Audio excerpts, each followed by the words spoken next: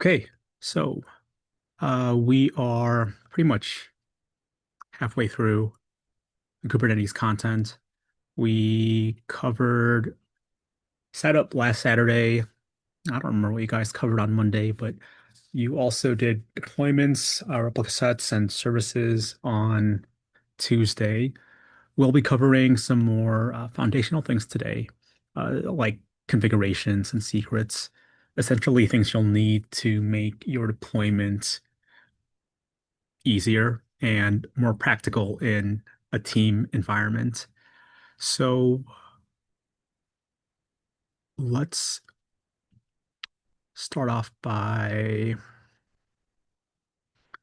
just talking through how these different elements inside of your Kubernetes workspace interact with one another. So far the pattern has been that you're just writing manifest files and you are activating them using Kubernetes commands. It's the same pattern that we'll be continuing today. One of the nice things I think about Kubernetes is it's a little more modular, right? If you compare the YAMLs that you've been creating for Kubernetes against, let's say, a GitHub Actions workflow or Docker files, it's a lot more modular. You are able to work with smaller files, and that makes troubleshooting a little easier because you could work on things just pieces at a time, right? So today we'll be doing essentially the same thing, but with secrets, with configuration maps, and with storage. And we'll be talking about the two different kinds of storage. Basically, your ephemeral storage for that could act as your workspace for files that you don't really need persistence for. And then a persisting workspace that really is very much like database or a Docker volume. So,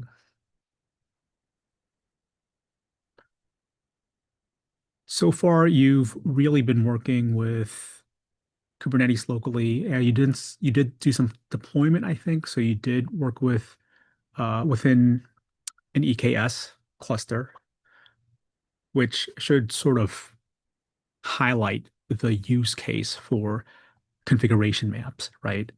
But before I go in deeper, let's hear it from you guys in your own words what, let's say, the advantage or benefit of having configuration maps might be. So, George, what do you think are the benefits of a configuration map and having secrets inside a manifest?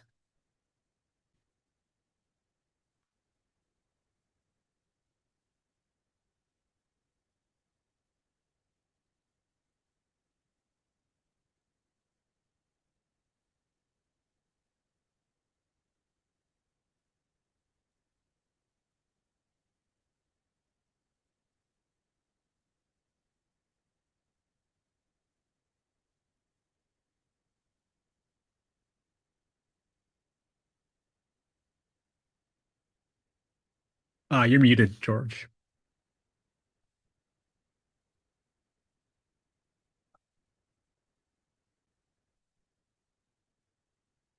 Still muted.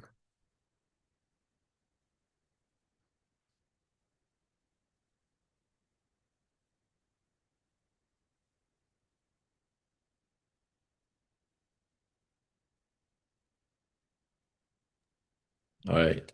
Um, Sorry, but I was taking care of something with the challenge there, so I kind of got tied up here. What do you need from me? What do you need me help me out with this configuration map? Yeah, the question was basically, yeah, in your own words, what do you think the benefit of a configuration map and a secrets manifest are? Well, from what I can see here, it aligns this visually, right? And it gives you kind of like a tree, so it lets you know what it is that you're looking at there. Um, and it gives a little bit from my eyes, like it helps with the structure, and because this could get a little confusing, man. Okay. Yeah, let's not worry about the structure. Let's like just think more about like the use case, the practical use case, right? So when you are deploying anything through Kubernetes, the idea is you are taking advantage of some of Kubernetes strengths, right? So what are some of Kubernetes strengths? Like what is it used for? Well, I think it's good for like scaling, right? Like taking care of large numbers, protection, right?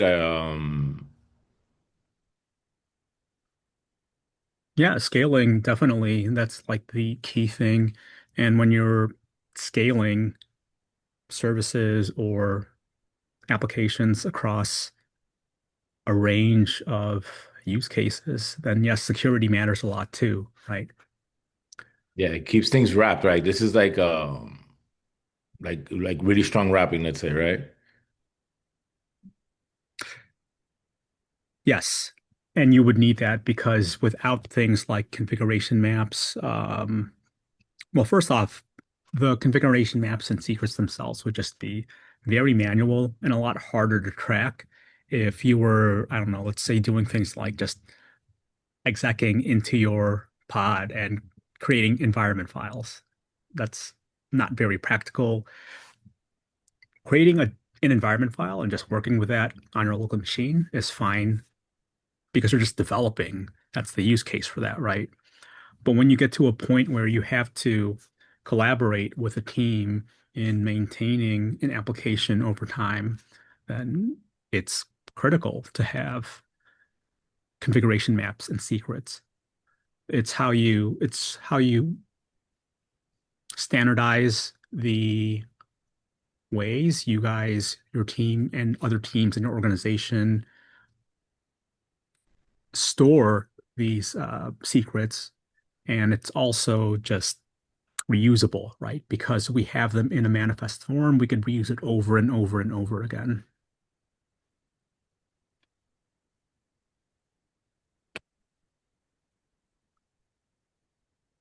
So we are going to basically write some manifests and we will spin them up. We'll show a few different ways of doing that. Configuration maps will allow you to, well, configure an application or a resource. And that becomes pretty crucial when you're doing things like specifying limits, right? If we want to use configurations to, let's say, control the amount of resources a particular team is using, then we can do that consistently and in a standardized manner using these manifests. Any engineer on your team or other teams can read these manifests and easily change them. And also essentially just know what to expect when changes are made to these, right? So here's an example of us setting some quotas. We are specifying two CPUs, uh, 4 GB of memory, and these are specified as hard limits. So if the applications try to exceed these, they will not be allowed. They'll essentially be blocked and it will return a failure. So you're essentially managing, let's say you're on the team that's actually managing the cluster, right? You're responsible then for managing the resources across the cluster as a whole and how you allocate those resources into these smaller chunks. So it's important to be mindful of what limitations are, not only at this level, but at the bigger picture level overall, right? Because you can't just grant everyone like an infinite amount of resources or even a ceiling that just applies to ever more teams because there's going to be hardware limitations or cloud resource limitations if that's the environment that you're working in, which I guess essentially is more of a cost limitation, but You get the point, right? So now, similarly, we could configure storage with these same manifests. And there's essentially two types of storage. You're going to have your empty directory storage, which is, again, just like your ephemeral state. It's like creating a folder on your machine. Well, that persists, and it's not a great example. It's like when you run a GitHub Actions workflow, that entire workflow is ephemeral, right? If it creates any files, those files only exist during the run. As soon as the workflow finishes, it spins down, and those files are lost forever if they weren't backed up in any way. Same thing here. If you don't need whatever you're working with to persist, then allocating an empty directory for your resource is the right use case to go with, right? But if you're working with data that you do want to persist over time, then you'll want to go with a persistent volume claim. Now, this just mentions a persistent volume claim, but there's also just the persistent volume portion. And how you could think about this is if if persistent volume is like a database or a table, it's essentially storage, right? Like a locker. Um, that is owned and managed by the cluster as a whole. Like if you go to, I don't know, like blanking on an example, of course. Like what are those places where you like rent garages? Storage facility. The storage Network cluster? facility manages the storage, right? And you register or pay for lease on some of the storage. And that's essentially what the claim is. The claim is you claiming that volume, and it's yours as long as your admin allows it to be yours. And when you're done with it, when you don't need it anymore, it could be reallocated back to other resources within the cluster.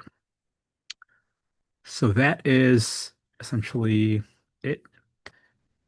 We are going to set up a new environment and we are going to run through setting some of these up within our terminal. So let's get started.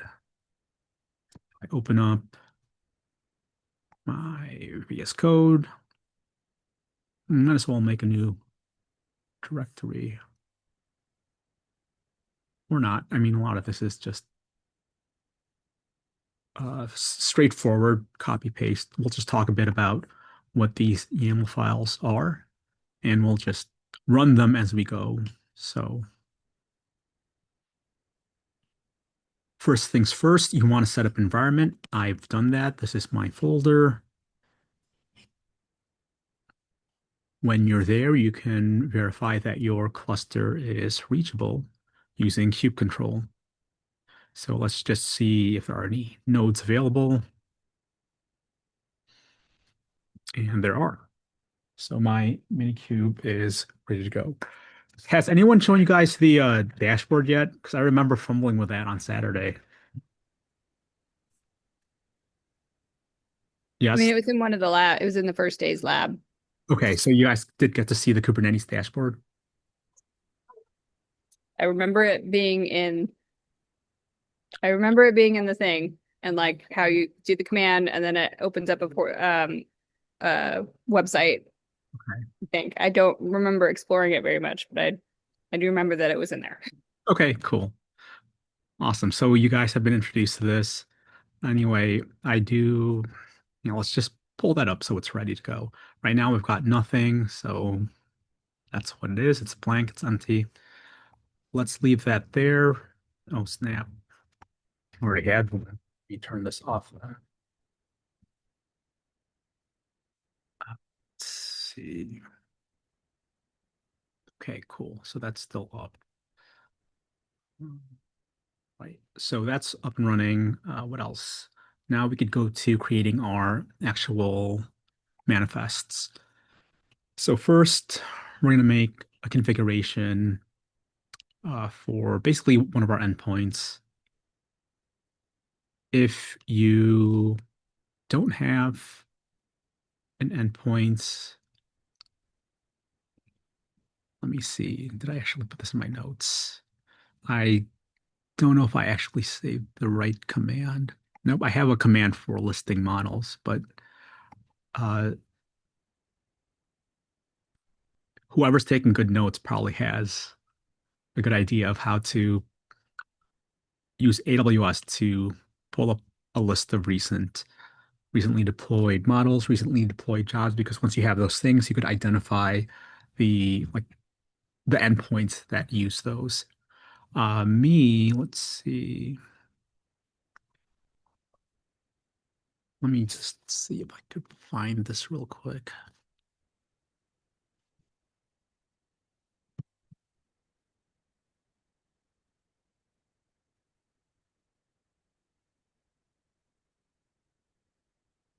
Hey,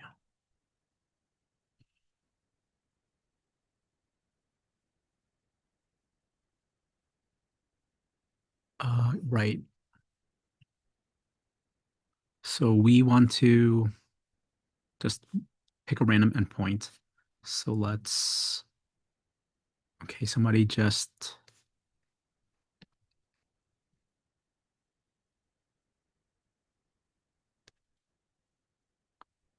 cool. Oh, cool. So we have these. Let me just pick a random one. Um,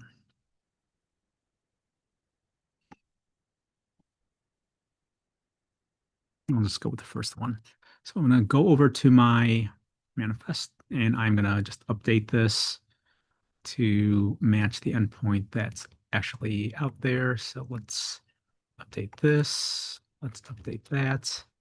And the rest of it is pretty straightforward, right? You have your region, your log level,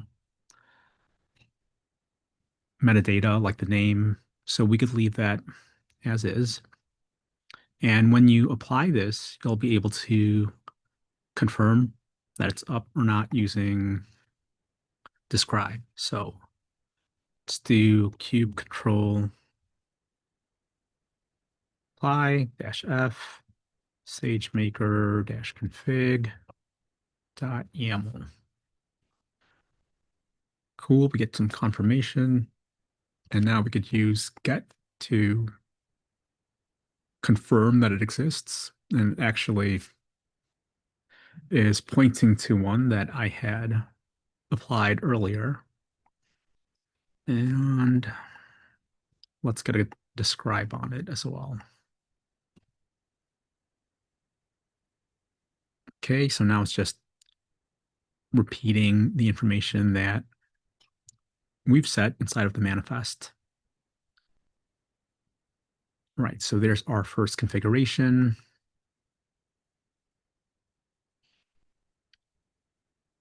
Let's go ahead and make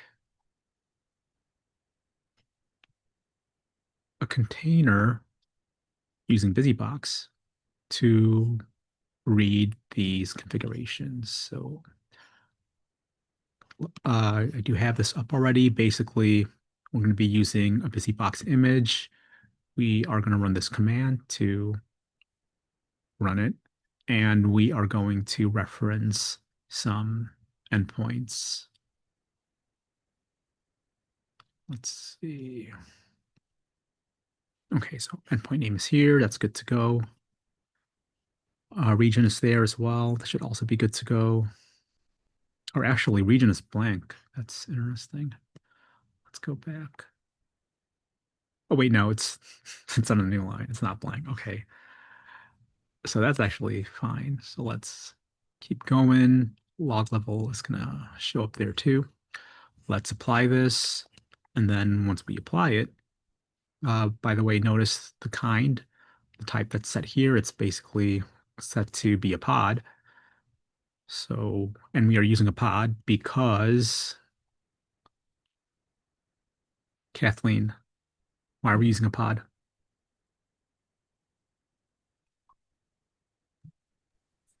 I'm not It should sure. be a why question, wouldn't it? Because I mean, never mind. I'm not Kathleen. I'm clearly not a woman. Go for it though. Your question is why we're using a pod, but I think that's basically how Kubernetes they basically defines the smallest unit of work of smallest unit of computation. Is that answer your question? I feel like it's a little bit of a trick question. You said why are we using a pod? Right, right. It's close. It is. It definitely is. Like if you were to hierarchically, like, put it in a hierarchy, I wouldn't say it's the smallest. I mean, probably things like configurations are smaller than that, right? But Mm, um, when it comes to running an application, right, or running a service, running some kind of code, then yes, it's the smallest. And I wanted to point out why, because we've made the analogy before between Kubernetes and Docker, how Docker works with containers and Kubernetes works with pods. And essentially, they're really the same thing, right? Because it's just compute power. It's just a way to have a running system, right? It's an environment. And that's why we're able to use an image that we would use the exact same way if we were to spin up a container that references this image, right? If you remember how to get into a container once you've spun it up, you use Docker exec. It's the same thing with a pod. You could exec into a pod with an exec command. So that's why we are using a pod. We are spinning up a little app called BusyBox, and this BusyBox will just validate the configurations that we've set. So let's make that. Let's go ahead and apply it.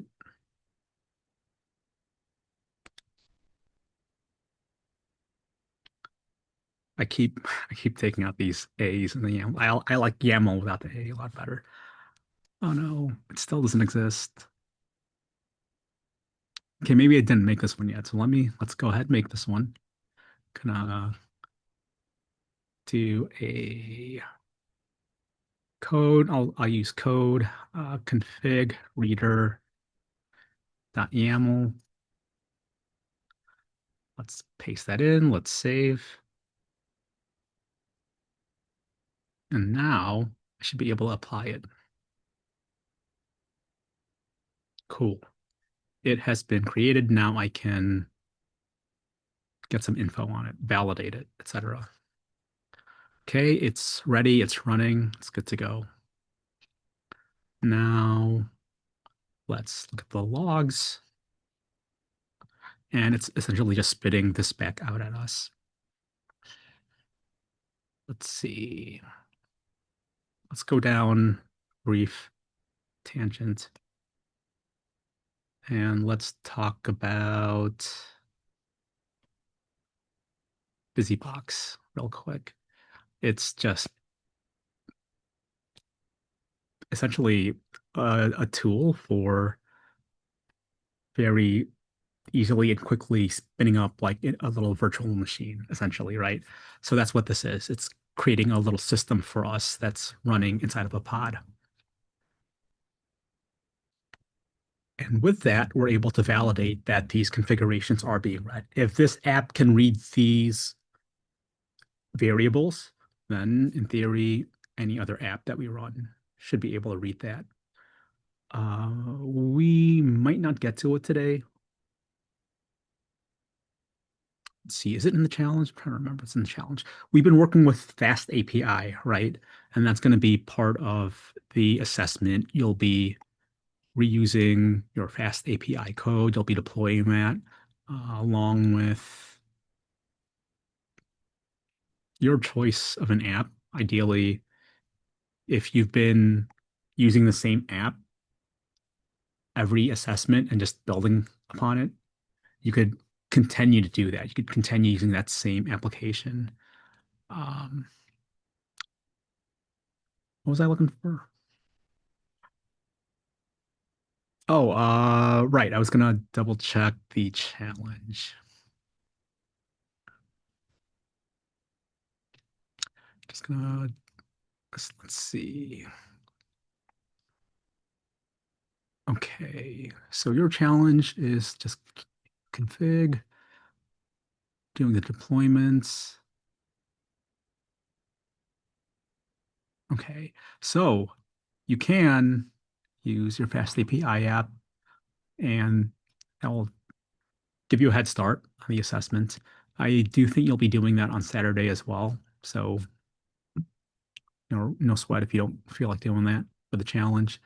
The challenge is really just familiarizing yourself with these resources that we're working with. But if you want to take a stab at it, go for it. I might mess around with that myself, and if I can get it working, demo it for stand down. Okay, where were we? We are, need the preview. This looks like an entirely different lab. So here we are. We are back at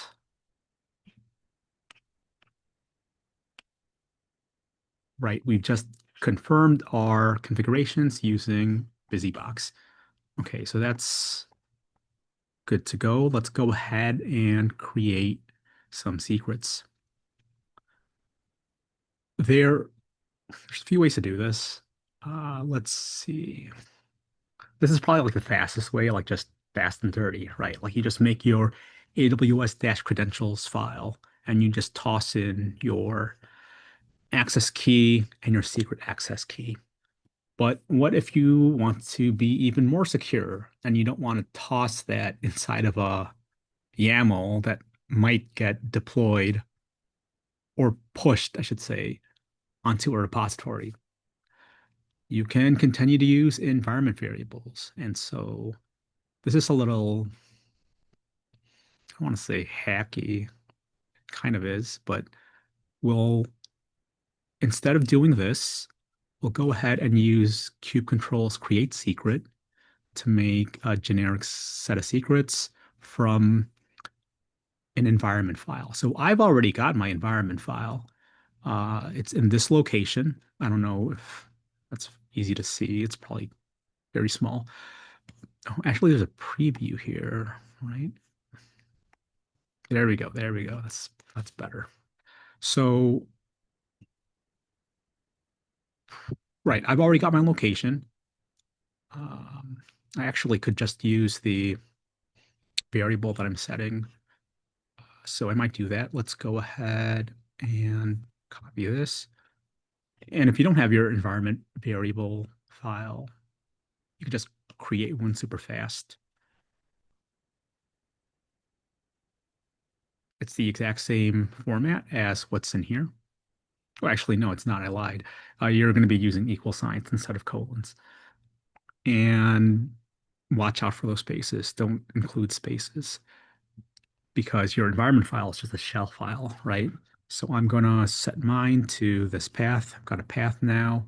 And now when I create a generic secret with kube control, I can do so with an argument from environment file using my variable env ATH. And this is good because my secrets already exist. We at least know that the command ran and didn't fail. Well, it kind of failed. The command, you know what I mean. So uh, I'm not going to run this. Actually, I'm going to run this because it's not going to show the actual credentials, I don't think. Cool. Yes, just running the get is fine. It's just showing that it exists. It's been created. I could even describe this secret, and that should also be secure. Now,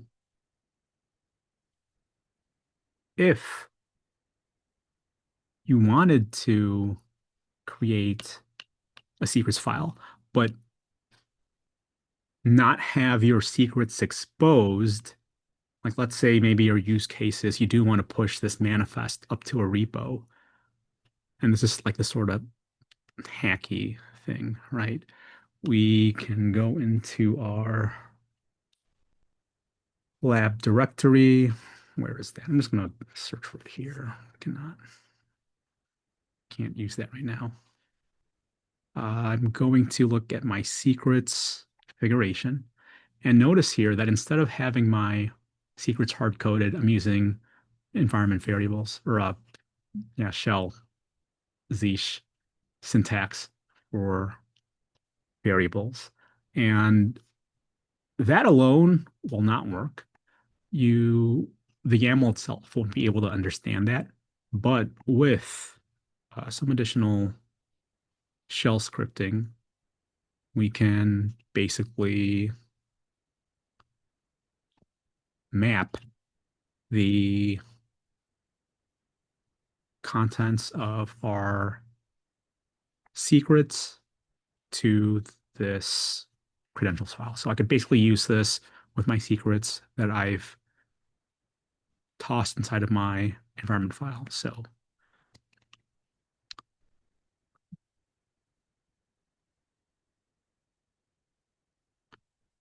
I think it's missing something. I'm looking at this and I think it might be missing something, but let me just double check here. Yeah, like why is this? Okay, I guess it's not missing anything. Um, I don't even I don't even know how to like explain this syntax. So I'm not gonna try. But we see that it's configured my secrets. So that's just another way of doing that. And if I wanted to see my secrets, I could do that using this, but this will expose the key. So I'm not going to do that. Okay. That is secrets configuration. Pretty straightforward. Now let's create some resources so we can actually configure some limits, right? So we are going to make uh, a namespace for one of our imaginary teams. And let's do that.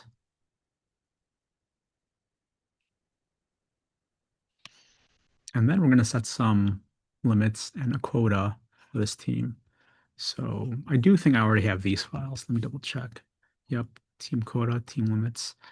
They're very much the same. Just notice the kind that's being used here. And so far, I think we've been following this pattern of just making everything in multiple manifest files. That's optional. It's good practice to do that because it allows you to separate concerns, right? Like let's say you wanted to change limits, but not the quota. You can, by keeping a separate manifest for limits, just spin that up and down as needed when making changes. But you also have the option basically of combining them, right? So I could just do team limits quota because that's what it is. And I'm going to add both of these into the same.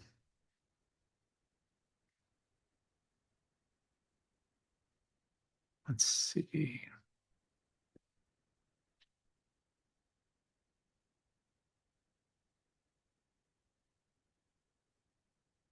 It's complaining. Let's see. What did I do? Let me just double check something real quick.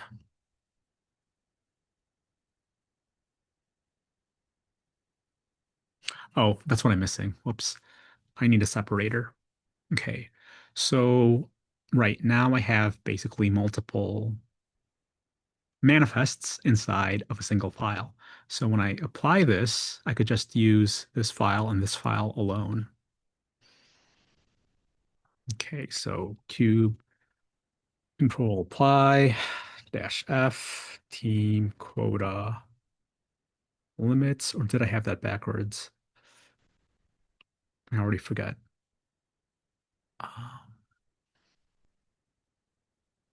team limits quota. Yeah, I thought so. Whoops. Whoops. And what is going on today? Okay, team limits quota dot YAML, and both of these resources have been created. I can now use the scribe to validate. Cool. See the quota, we see the limits. We are good to go. Now let's set up some storage. Let's go ahead and make another file called empty dir or directory. And this I have not made yet. So let's go ahead and make that now. Let's see. This is, again, mostly straightforward. We're going to be using a pod because we want to be able to use an image. In this case, we're just going to use Nginx because it's lightweight, it's simple, it's fast, and it's going to essentially serve our volume mount. So we have a volume mount that we're setting here, and it's just an empty directory. It's just a sandbox that we can do anything our heart's desire, but it won't persist. It'll be gone when you don't need it anymore. So let's close that. Are we applying? Let's apply it. Yes, we're going to apply this, and then we can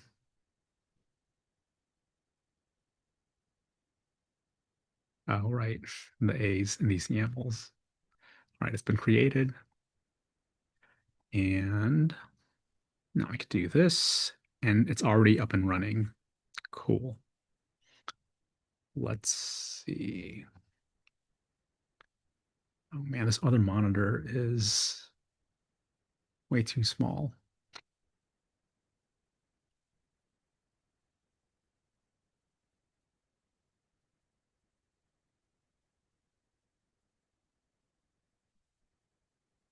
Okay. I am just going to try to like find this one, just some more notes. Sorry, just bear with me for this real quick. Um,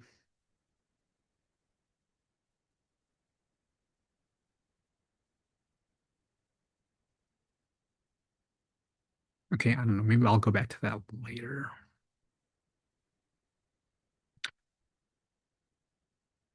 Okay, so actually, no, I'm going to do it now. Let's exec into this empty dir dash demo. And we'll run, I don't know if this is going to work actually because this is an Nginx image. Oh, cool. Here we are. I've exec into the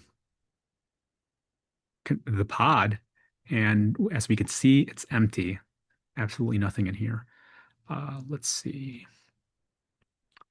If I wanted to, oh, I can make a file manually in here. So let's do touch hello world.yaml. Sorry, no, txt. And let's vim that hello world.txt. Oh, we don't have vim. We don't have nano. Let's cat some text into hello world. Hello world.txt. Did I do this backwards? I think I did this backwards. Hello world.txt.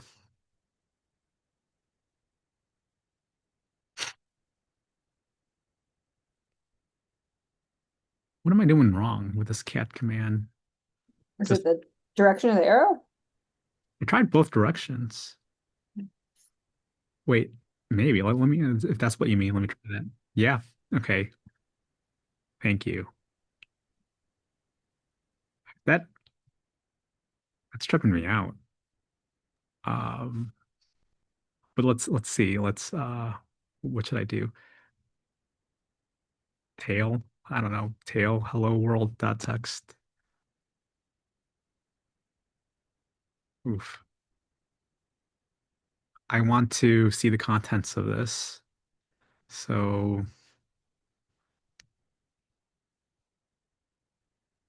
there we go. No, that's not what I want. Why am I blanking on this?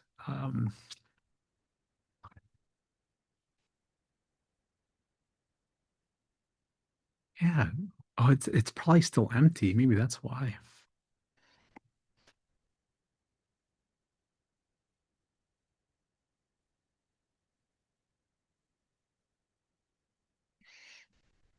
Oh, it's- Should it be double arrows?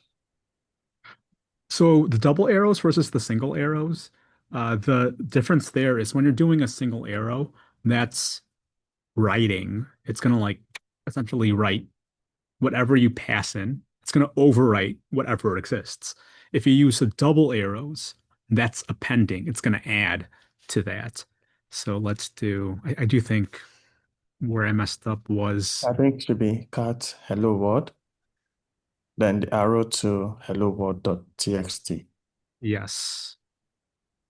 So hello world dot txt, and then I can do a single arrow for now. Let's say hello world, and now if I cat hello world, oh, still wrong. Right, Julius. Yep. Wait a minute, cat. Okay, so it's echo the string to the file, right? Um, and so echo and then the two arrows, Mhm. or I mean, as far as echo the string that you want, right? Okay, and then we're going to append with the double and then the file that it's going to go to and erase all that. Yeah. Okay. All right, let's cat this. Okay, thank you. Yes, Thank sir.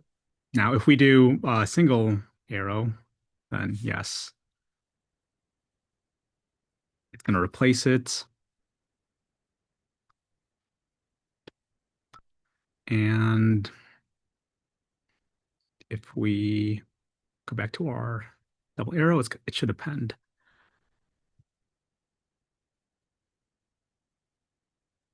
It appended with a new line. Good enough. Now, still bothering me. So let me see here. Hello world.txt. Let's do EOF. And let's see. I don't know if that's going to work.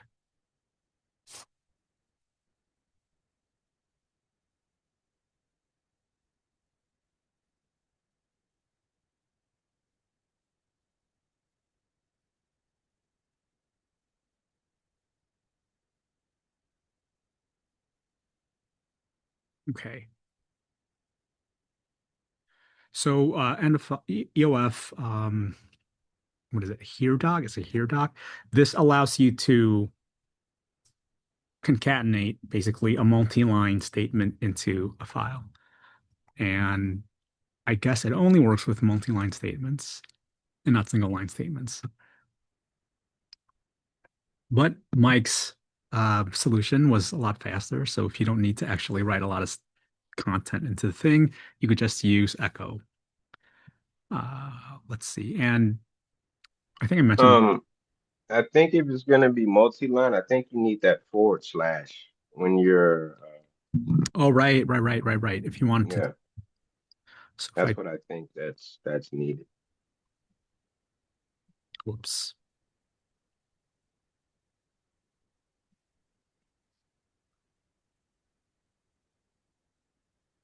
If you're using a here doc, I don't know if you need the forward slash.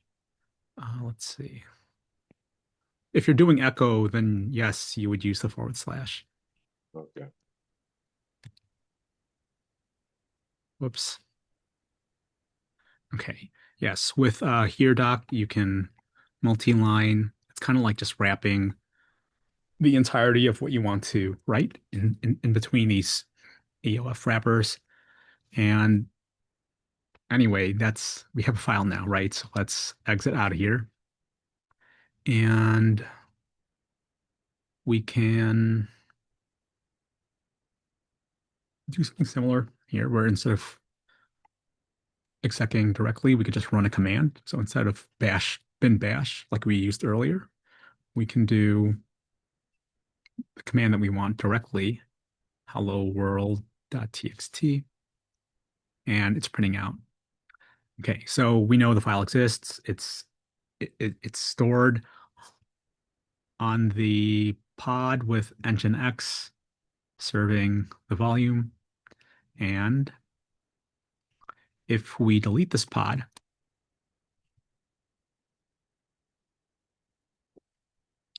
so let's try to get this pod just to confirm. Cool, it's not found because it's been deleted. Now let's reapply that YAML without the A. And that should be back up and running. So let's do the get pod. It's up and running.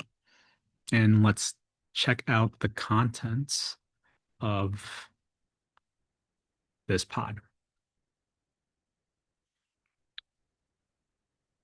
It failed because this file doesn't exist. And if we enter our environment, just like we would expect, it is gone. It doesn't exist. So good if you, I don't know, I can't think of a good example right now of like when you would want to use empty dir, but there's always a use case. Let's see, can't spell. Let's clear that out. Now let's switch over to making a persistent volume claim. So we are going to make a new file, pvc.yaml. And just for consistency, I'm not going to use the A. And right, we are just setting some very basic parameters, metadata, the kind, how we're going to be able to access it, and just how much storage we want to request. So let's apply that. And it's been created, so let's take a look. We are going to get the PVC, and it's showing that volume attribute class is unset, but aside from that, it is bound. So if it wasn't pending, if we see it in pending state, then it's not bound, but it binded itself pretty fast. So our get return bound under status, and now let's attach a pod to it. So we'll make another manifest. I'm going to call this pvc pod.yaml. We'll give it essentially the same stuff, right? But without that empty directory, if we compare this to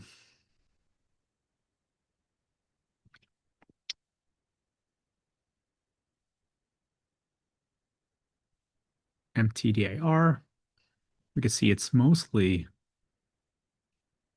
very similar. They're both pods, they both have metadata, they both use nginx. We named them differently because we can't have the same name given to the same, like these two pods. I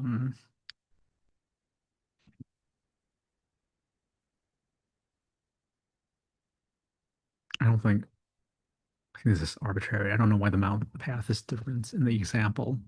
Should have been just the same, but that's fine. So we're gonna go ahead and spin this up.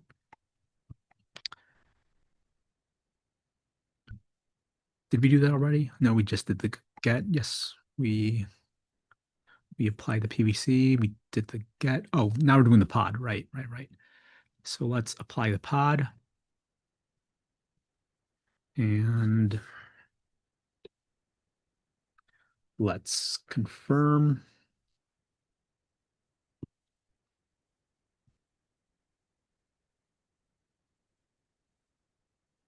Cool, it's up and running. So now we can do our exec.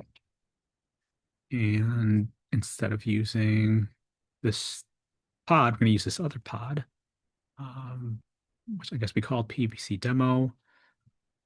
We can, let's just do a simple echo -C for command. Oh, shell -C for command. I'm still missing something, the double dash. And let's say echo hello world into hello world.txt. Let's confirm that it's there.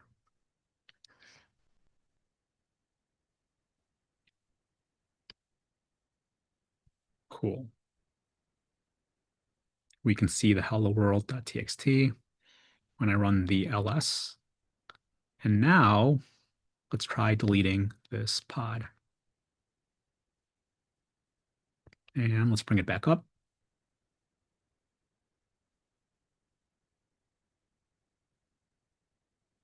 And now let's go back and run that same command, ls, to see what's inside.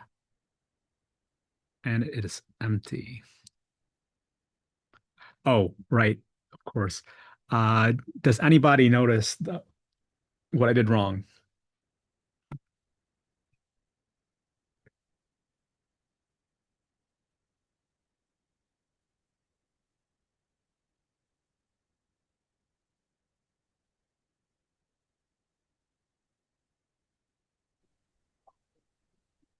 Let's look at that configuration one more time. So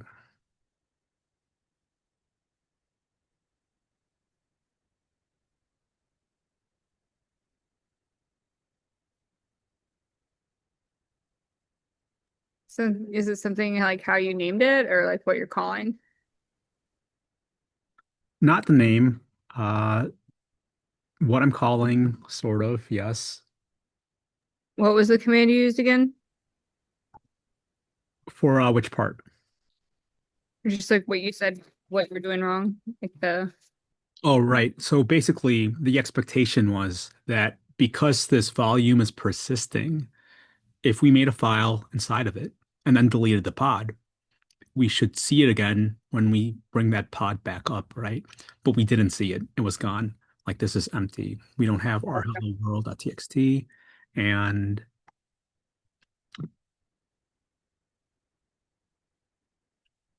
this should tell us why. This in conjunction with me going rogue and not following the example. So basically, I didn't use the path that we were actually mounting. I When was you made the file? exactly, yes. Okay. So So you would have to make the file in that directory. So you have to make the directory and then make the file. exactly, yes, yes. So let's see if that persists. I'm going to go ahead and make another file. Instead of doing it inside of hello world, or sorry, instead of doing it at the root, we're going to do it at logs. How was the demo doing it? Yep, logs. We use the / because it's an absolute path. We want to just make sure it knows to start at the root. And then we create file. Again, now if we do an ls, we should see,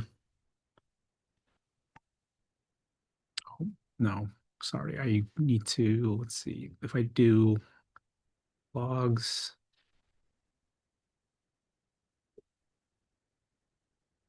Oh, we're still not seeing it. Let's exec into it real quick.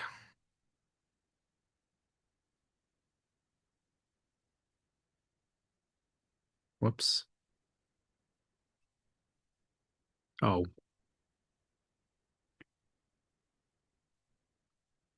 Okay, let's see.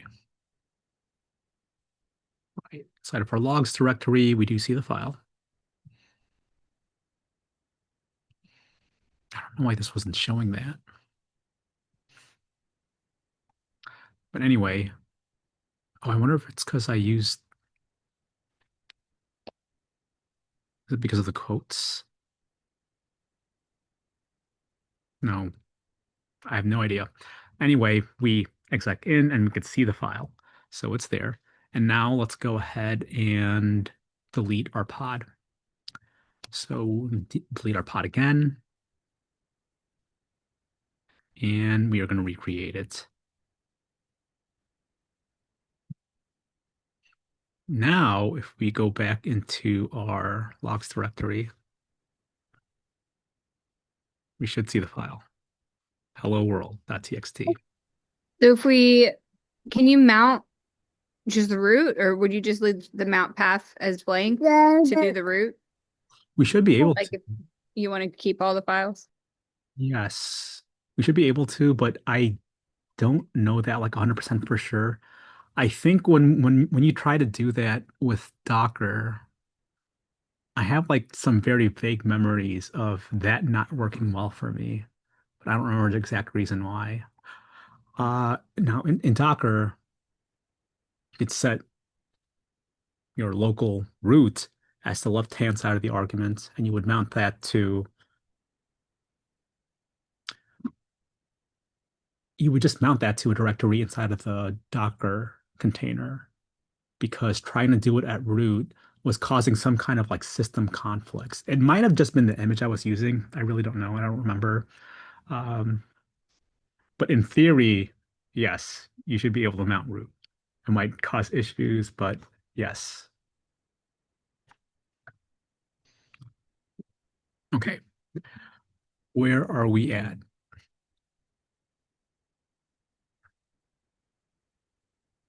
This is all essentially more or less the same, just what we were doing earlier. Oh, I'm in the wrong environment. Let me exit. No, let me try this again. Our busy box is still up and running, and our secrets should all still exist.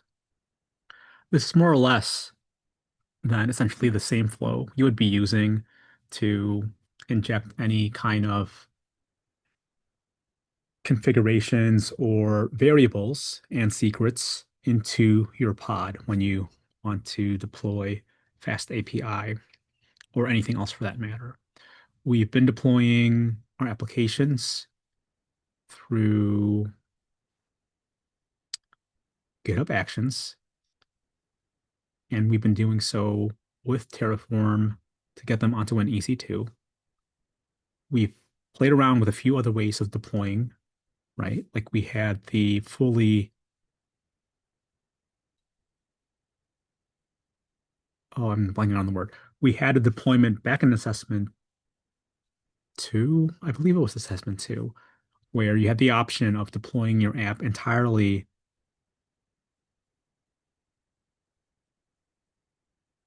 serverless, because you could have your app running inside of an S3 bucket, and you could have your entire API suite configured through AWS Lambdas. So we've experimented with a few different ways of deploying apps. This time around, we will be using EKS, and we'll be spinning up pods to run our apps. That's about it. I am going to open up breakout rooms. Let's go ahead and take a break. Do the challenge, and if you have the time and bandwidth, go ahead and take a stab at also deploying the Fast API app, or really any app that you've run so far inside a pod. Okay, I'm gonna cut the recording here, and